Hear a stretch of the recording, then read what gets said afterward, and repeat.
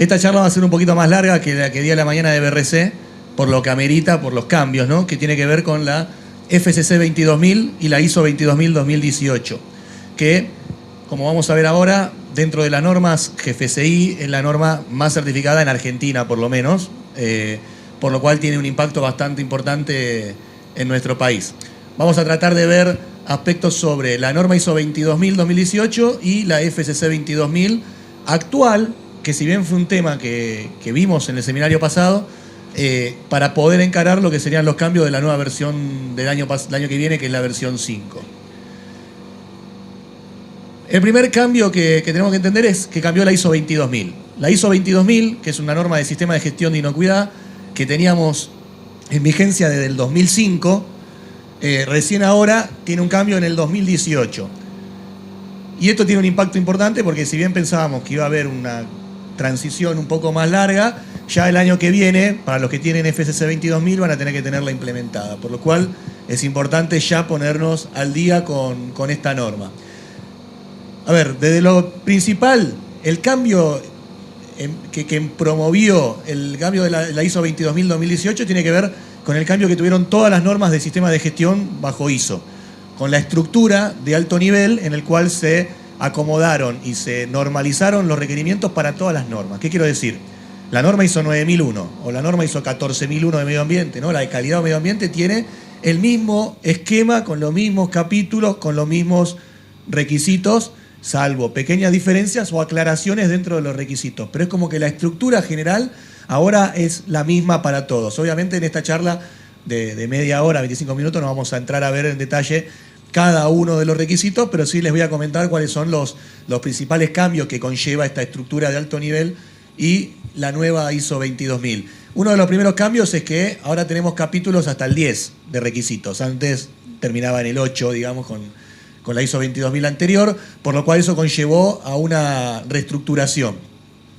Dentro de esa reestructuración, en los 4 primeros requisitos, que es la introducción, objeto de campo de aplicación, normativas y términos de definiciones, una de las cosas más relevantes es que se incluyeron un montón de definiciones dentro de la norma.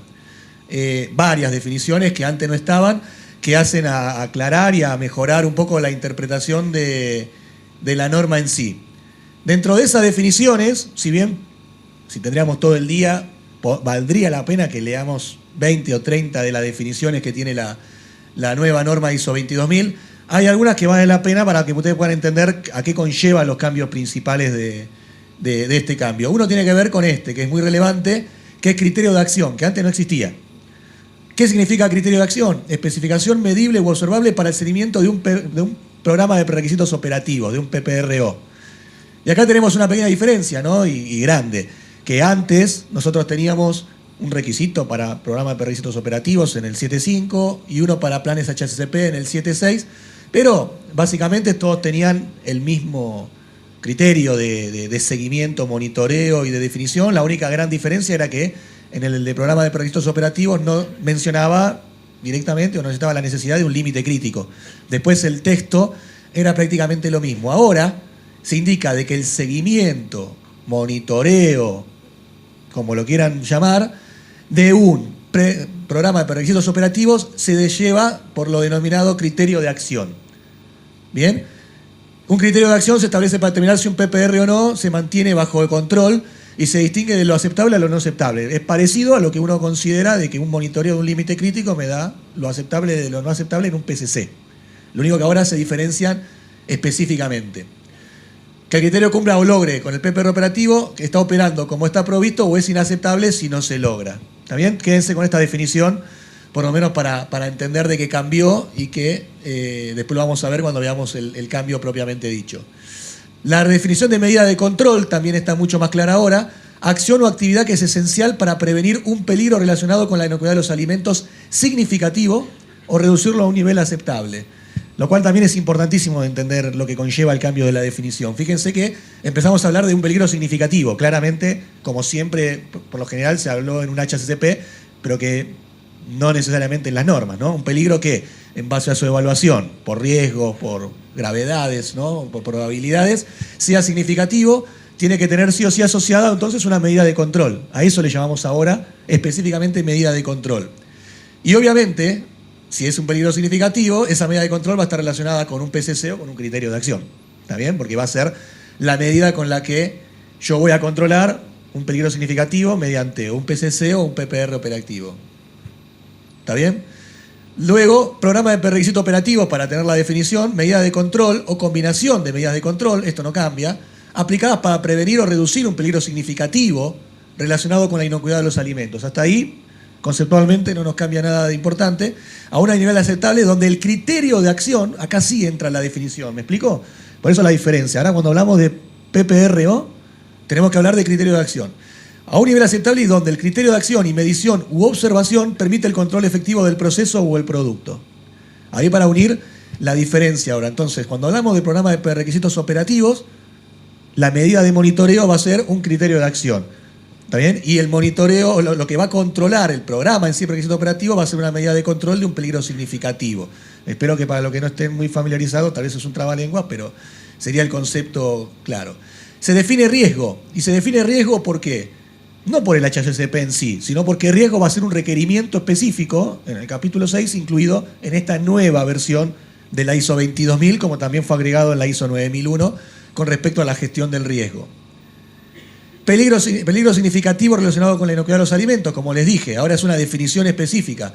Peligro relacionado con la inocuidad de los alimentos identificado mediante la evaluación de peligros, el cual debe ser controlado por una medida de control. Y con esto mostrarles cómo cierra un poco el tema, por lo menos desde el punto de vista conceptual y de definición. Entonces, un peligro que por medio del HACCP me da significativo, debería ser controlado por una medida de control, las cuales van a ser un PCC o un PPR operativo que va a ser monitoreado por un criterio de acción. Ese es un poco para mostrarle algunas de las definiciones principales que conllevan cambio en esta norma. Ya como les digo, podríamos estar 2 horas hablando solo de las nuevas definiciones.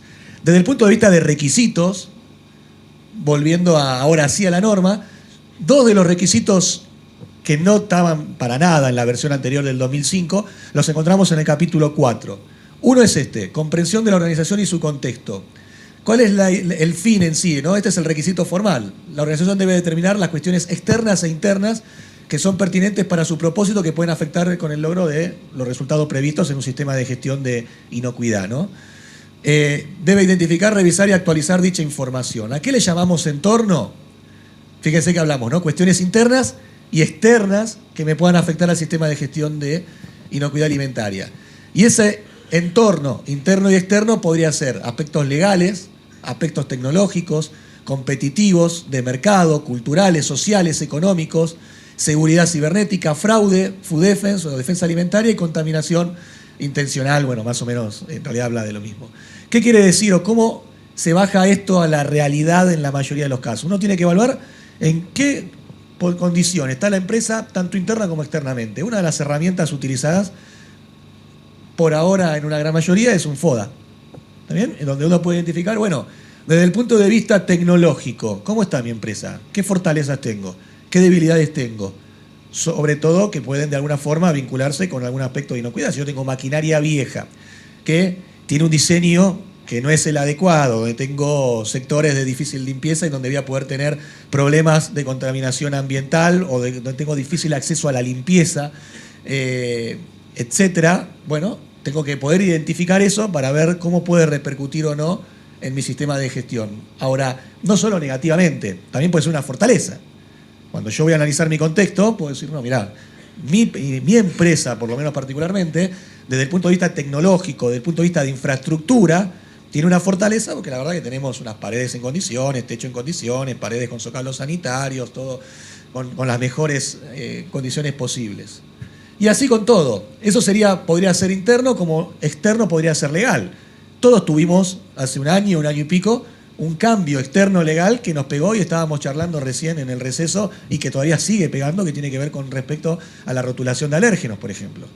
Entonces, ¿cómo nos puede repercutir en muchos aspectos el cumplimiento o no desde el punto de vista legal? ¿Qué pasó con alérgenos? Teníamos que rotular los alérgenos que podíamos tener según la ley o los que realmente tuviéramos.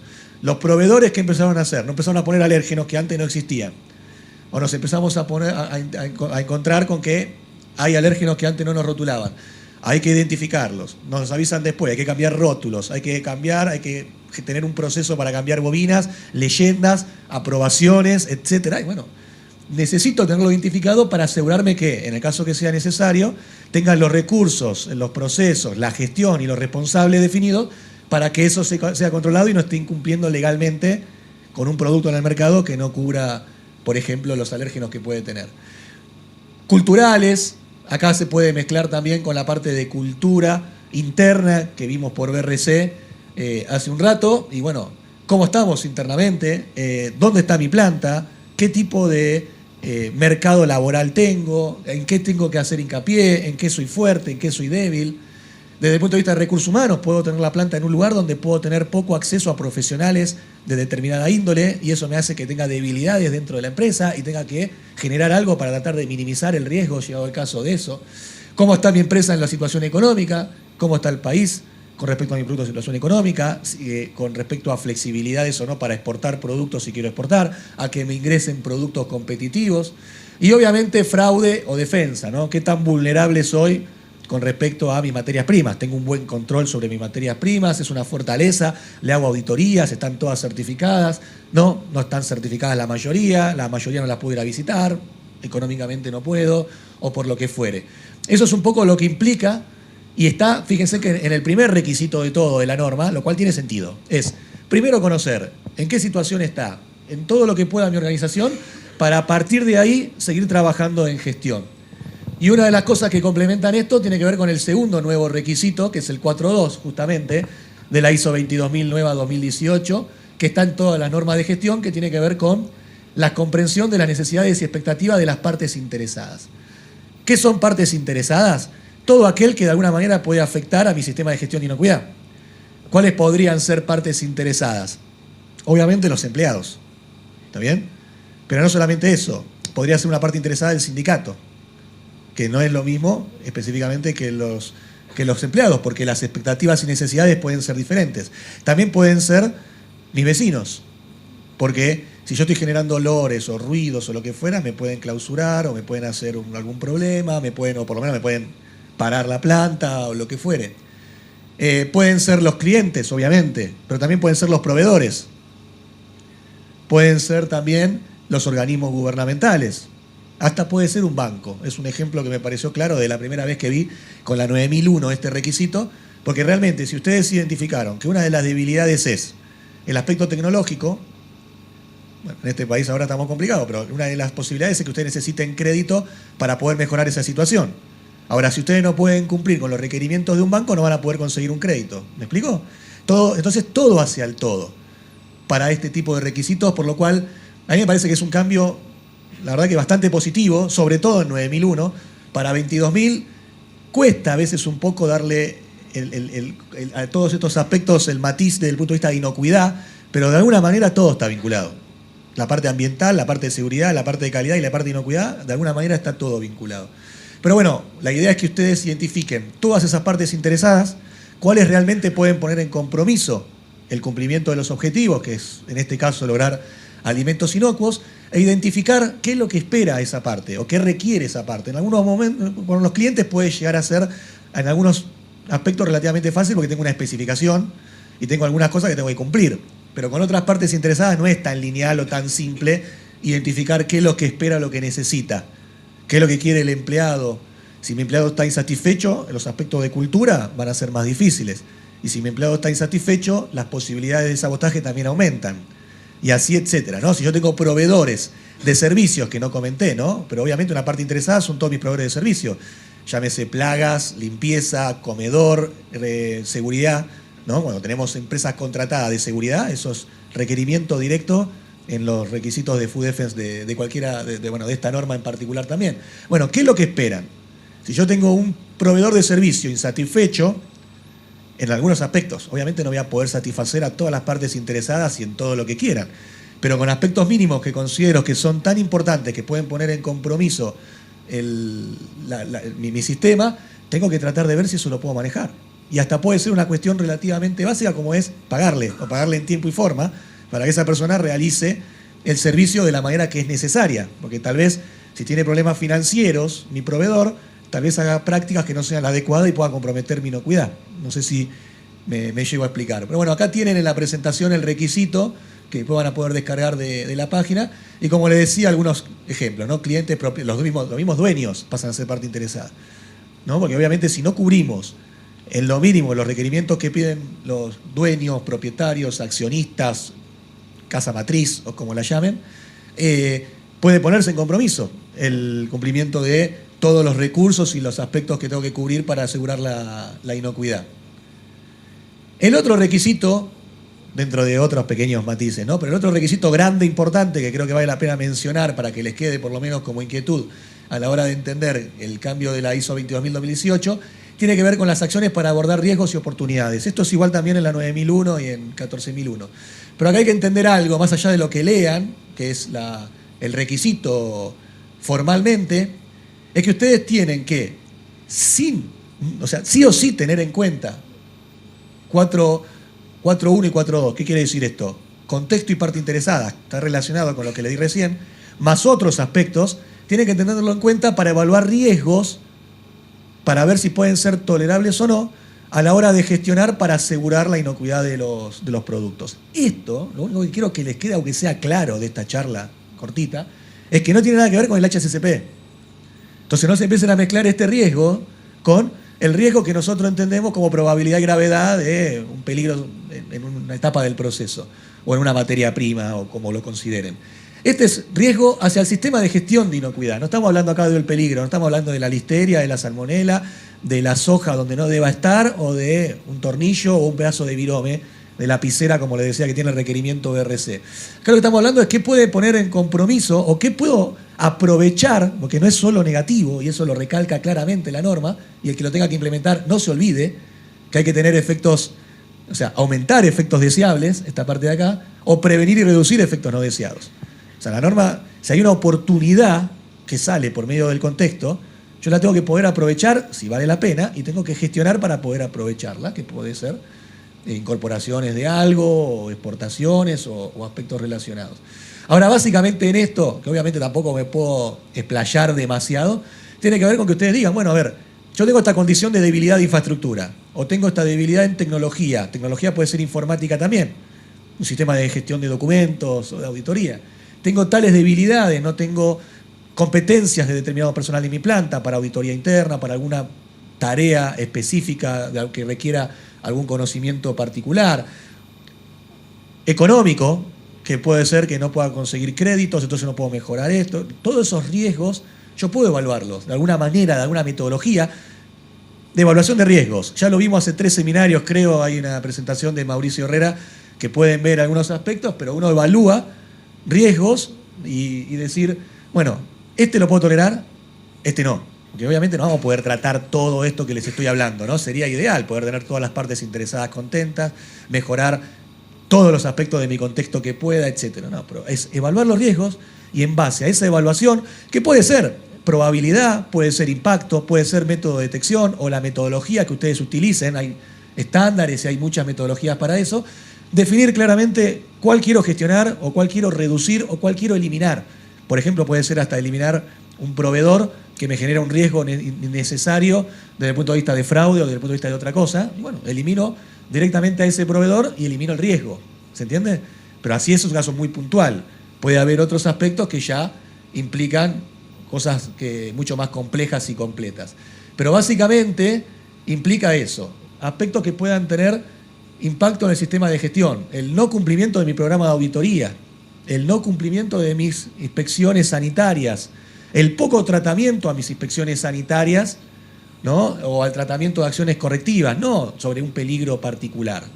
Espero que más o menos se entienda conceptualmente. Y el último que les nombro, que tiene que ver un poco también con todo esto, con cultura, y que es también evaluado, es con toma de conciencia. Este requisito textualmente así tampoco estaba. Teníamos capacitación, competencias necesarias para desempeñarse y poder cumplir con los objetivos, pero ahora habla de toma de conciencia. Y la toma de conciencia se logra cuando las personas entienden su responsabilidad y cómo sus acciones contribuyen al logro de los objetivos de la organización.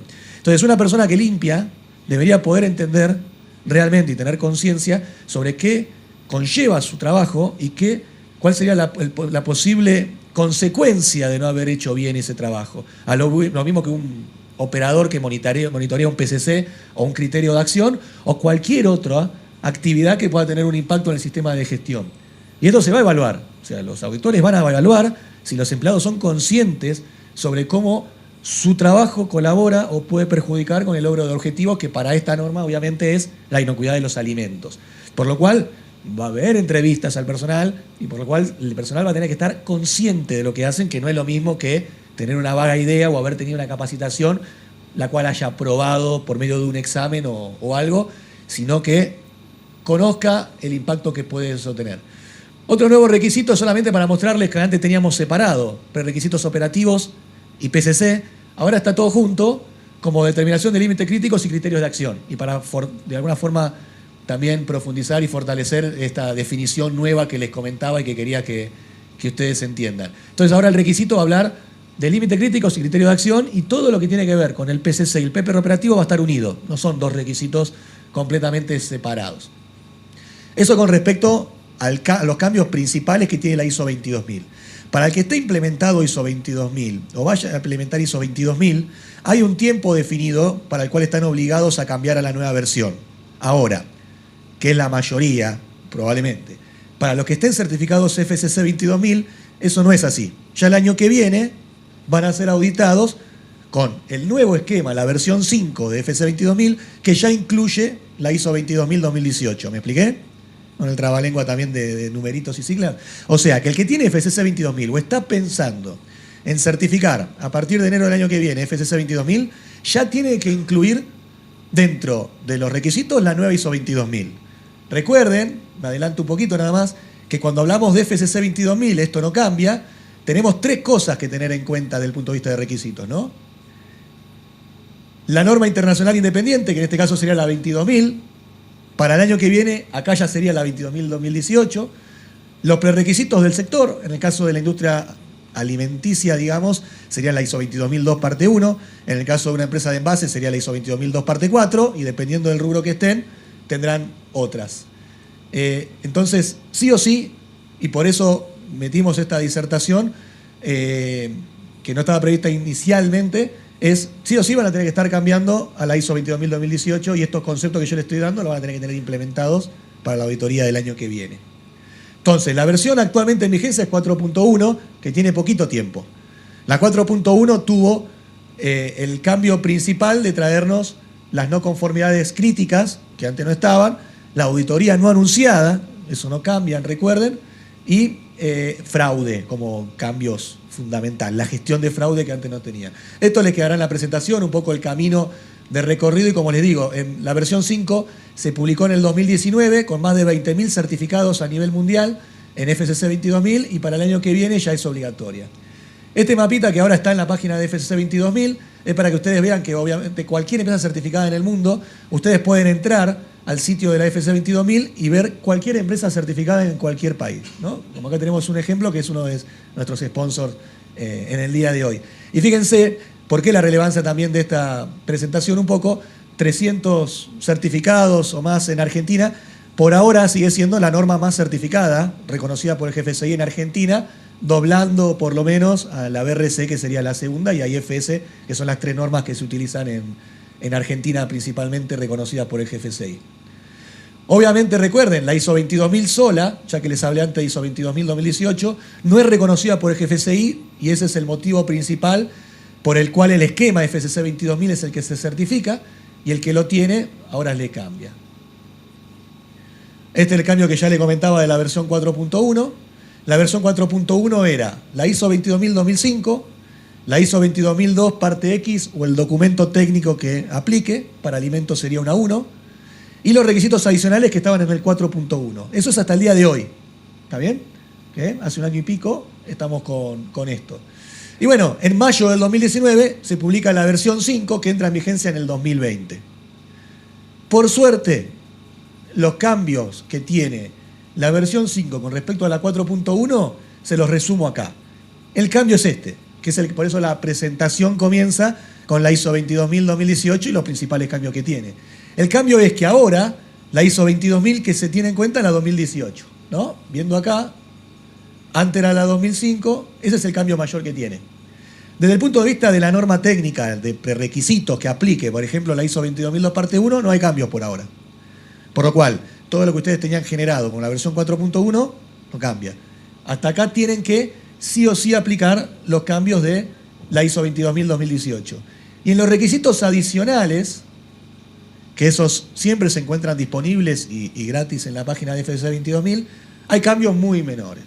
Son cambios menores, no es como el año con la 4.1 que incluyeron fraude, se ampliaron los requerimientos de Food Defense, se ampliaron los requerimientos de alérgenos y se incluyó control ambiental. O sea, los cambios de la versión 4.1 habían sido significativos. ¿Por qué, básicamente? Porque esos cambios fueron para actualizarse a lo que el GFCI requiere. Este cambio principalmente es para adoptar la nueva ISO 22000. Entonces este sería el cambio mayor al que tienen que atender. En la página ya está disponible la versión 5, acá tienen un ejemplo, donde tienen todo en un solo documento ahora, lo cual es más cómodo. Y ya está en español, por lo cual pueden ingresar a descargarlo. Con respecto a las auditorías no anunciadas, que fue lo que hablamos el año pasado y que puede ser la sorpresa que era para muchos, no hay cambios, se mantiene igual, ¿no? Si pensaban que el cambio 5 lo iba a sacar, no. Uno de los dos seguimientos de los 3 años que dura un certificado sigue siendo con auditoría no anunciada.